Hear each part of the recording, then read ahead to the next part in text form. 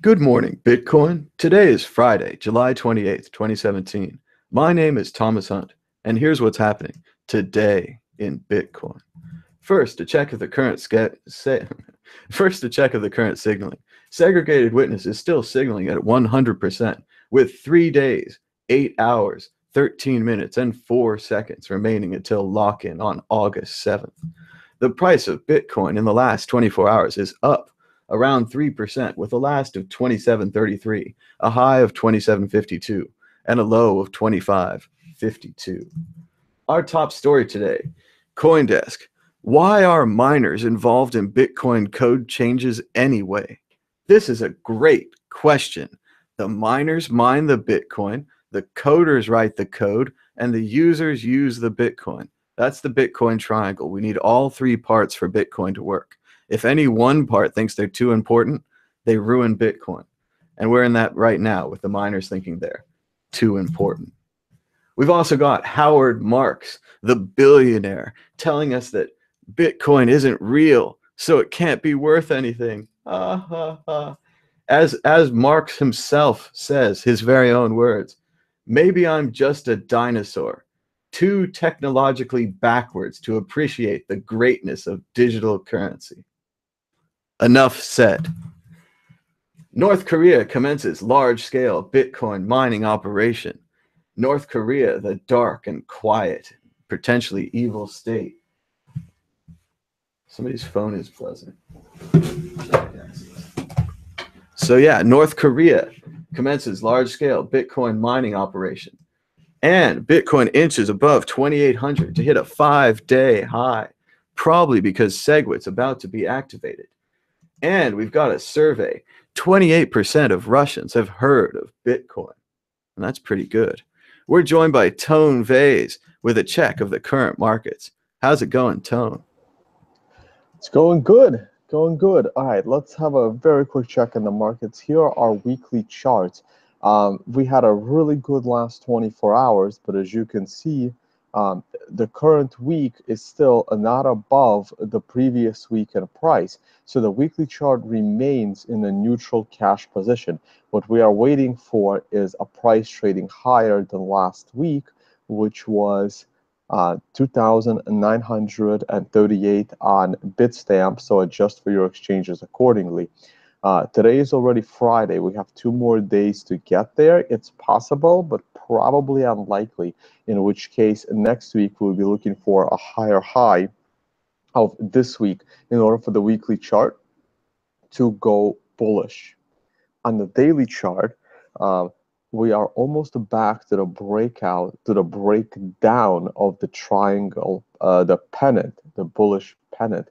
And while the last 24 hours started off really, really good last night, we are now slightly pulling back in what is about to look like a defensive candle. So if we close on this kind of candle, it's possible there is a little more downside left.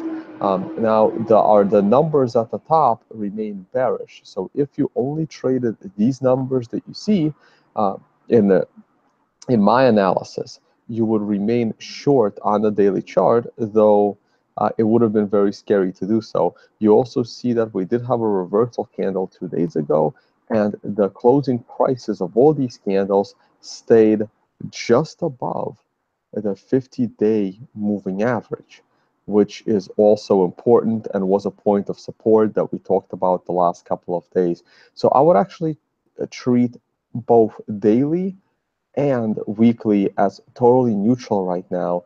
But the moment we start trading in the 2,900 area and higher, we can still get my $650 pop to the upside, and some of it is SegWit pending, and some of it is just gotta wait till the BCC stuff runs out. So that's pretty much my charts for a very quick commentary on the news stories. I'm a little surprised that CoinDesk published an article saying that miners shouldn't be involved in development and scaling, because that seemed like the opposite of the New York agreement, where the miners had way too much say in the situation. All right, we're joined by Jeffrey Jones, Vortex, with a special commentary. Go ahead, Vortex. Hey guys, just great to be here real quick in San Francisco with Mad Bitcoins, and great to be here with Tone. Hopefully I'll be able to see Tone later, but let's give a quick shout out to everybody, to WCN, Tone, and Mad Bitcoins. Thanks guys so much for making the show. Just a real quick commentary. Just wanted to bring up what I think maybe is on everybody's mind is, of course, the activation of SegWit. Right, we are getting SegWit. We are in the activation period right now. Less than 2,000 blocks coming up, so it should be activated pretty soon. And I think I really wanted to bring again attention to the importance of this upgrade, to the historic importance of this upgrade in general. And this is something that we're going to look back on and fondly remember, I believe, as the final ending of at least this part of the scaling debate, because segregated witness again fixes that transaction malleability. And we know that that's been said a million times, but the importance of it cannot be understated. Listen, this is going to allow for so many things, because we can now rely on these transactions. There are so many things that we can build on top of it. Lightning is just the beginning.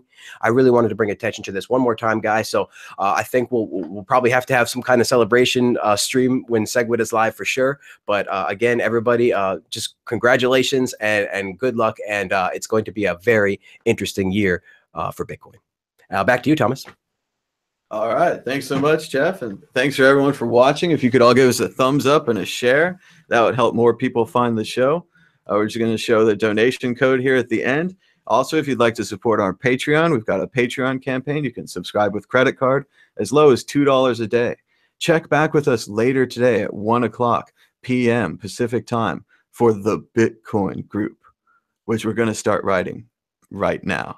Thanks for watching. Bye-bye.